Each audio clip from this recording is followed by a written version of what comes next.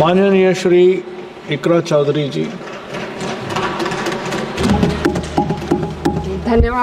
धन्यवाद सभापति महोदय, आपने मुझे इस विशेष चर्चा पर बोलने का मौका दिया।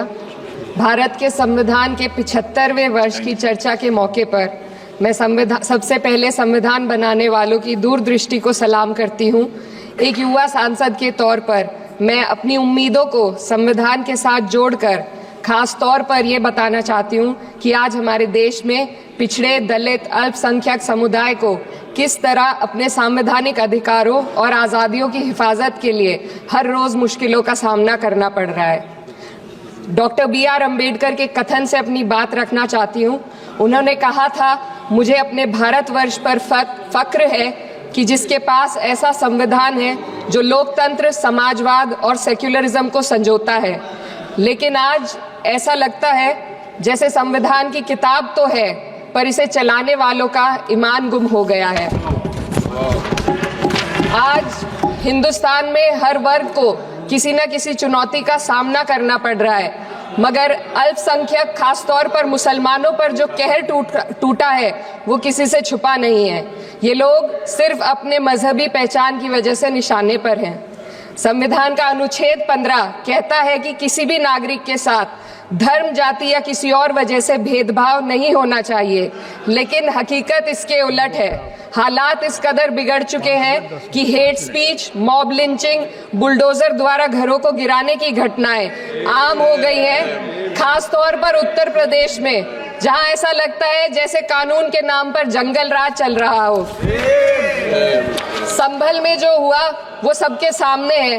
पुलिस के संरक्षण में निर्दोष लोगों की हत्या की गई और सरकार ने चुप्पी साध ली। अल्पसंख्यकों पर हिंसा बढ़ती जा रही है, मगर सत्ता में बैठे लोग या तो आंखें मूंदे हुए हैं या फिर इन घटनाओं को बढ़ावा दे रहे हैं। हद तो तब हो जाती है जब न्यायपालिका की बात भी अनसुनी कर दी जाती है। सुप्रीम कोर्ट ने मॉब लिंचिंग पर 11 सूत्रीय निर्देश जारी किए थे।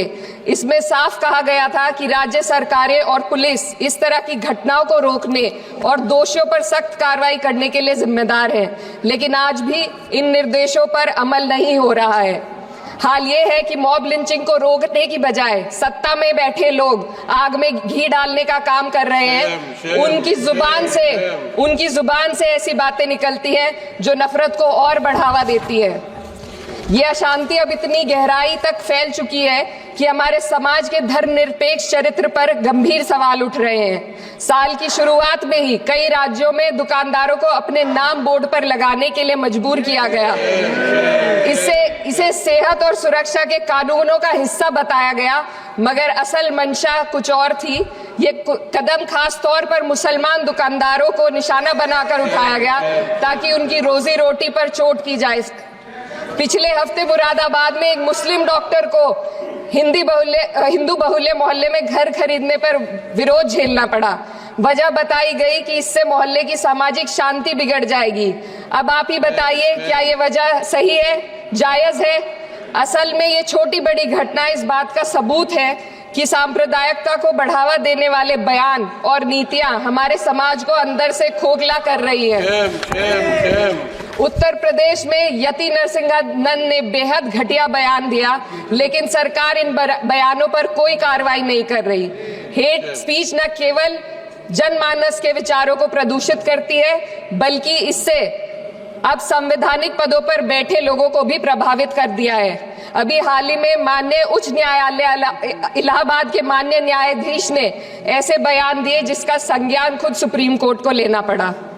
संविधान के अनुच्छेद 29 और 30 ने अल्पसंख्यकों को उनके मजहबी और सांस्कृतिक हक दिए हैं ताकि वो अपनी पहचान को बचा सके और अपने संस्थान चला सके, लेकिन आज उन्हीं हकों पर हर तरफ से चोट की जा रही है।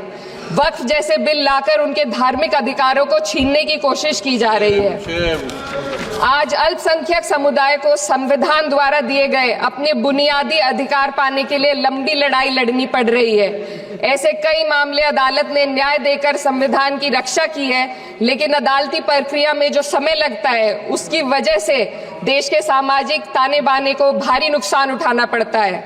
मिसाल के तौर पर इलाहाबाद हाई कोर्ट ने 2004 के मदरसा एक्ट को रद्द कर दिया था, जिससे मदरसों के संचालन पर सवाल उठे। हालांकि सुप्रीम कोर्ट ने बाद में इस फैसले को पलट दिया और एक्ट को वैध करार दिया, लेकिन इस प्रक्रिया में जो समय लगा उसने अल्पसंख्यकों को बेचैनी और संघर्ष के दौर में डाला है। इसी कड़ी में प्लेसेस ऑफ वर्शिप एक्ट 91 भी आता है और कई अन्य अधिकार, उन्हें भी इसी तरह अदालती लड़ाइयों में उलझाया जा रहा है। ये स्थिति न केवल अल्पसंख्यकों के अधिकारों की राह में रुकावट है, बल्कि justice delayed is justice denied जैसी कहावत को सिद्ध करती है। मैं इस सदन से दुनिया भर के अल्पसंख्यकों की आवाज उठाना चाहती हूँ, खास तौर पर हमारे पड़ोसी देश बांग्लादेश में अल्पसंख्यकों के साथ जो हो रहा है वे दिल को गहरे तक चोट पहुंचाने वाला है। उनकी जान माल की हत्या की जा रही है। बांग्लादेश हो या हिंदुस्तान हो या कोई और देश, अल्पसंख्यकों की सुरक्षा, इज्जत और अधिकारों की हिफाजत हर सरकार की सबसे पहली जिम्मेदारी होनी चाहिए। मैं इस सदन से अपने देश के अल्पसंख्यकों के साथ बांग्लादेश के पीड़ित अल्पसंख्यकों की आवाज को एक साथ उठाना चाहती हूँ। ये वक्त की पुकार है कि हम सब मिलकर ये सुनिश्चित करें कि किसी भी इंसान को उसकी पहचान या मजहब के कारण डर कर जीने पर मजबूर ना होना पड़े। जहाँ हक छीने जाते हैं वहाँ अमन खो जाता है। ये बात हर सरकार को समझनी चाहिए। अगर हम सच में अपने संविधान का सम्मान करना चाहते हैं तो हमें नफरत और भेदभाव को खत्म करना होगा। हमें ये दिखाना होगा कि ये मुल्क हर वर्ग, हर जाति, हर धर्म और हर समुदाय का है, और जब तक ऐसा नहीं होगा तब तक संविधान की आत्मा सिसकती रहेगी। सर, अपनी बात को खत्म करते हुए मैं एक शेर अर्ज करना चाहती हूँ। ये दाग दाग उजाला, ये शब गजीदा शहर, वो इंतजार था जिसका, ये वो शहर तो नहीं। लेकिन अगर इस सदन में बैठे हम सभी सदस्य ये ठान ले कि हमें संविधान के मूल्यों को लागू करना है और उसे लागू करने का प्रयास करें, तो वह सुबह जरूर आएगी जिसके लिए लाखों भारतवासियों ने अपने जानों की कुर्बानी दी थी।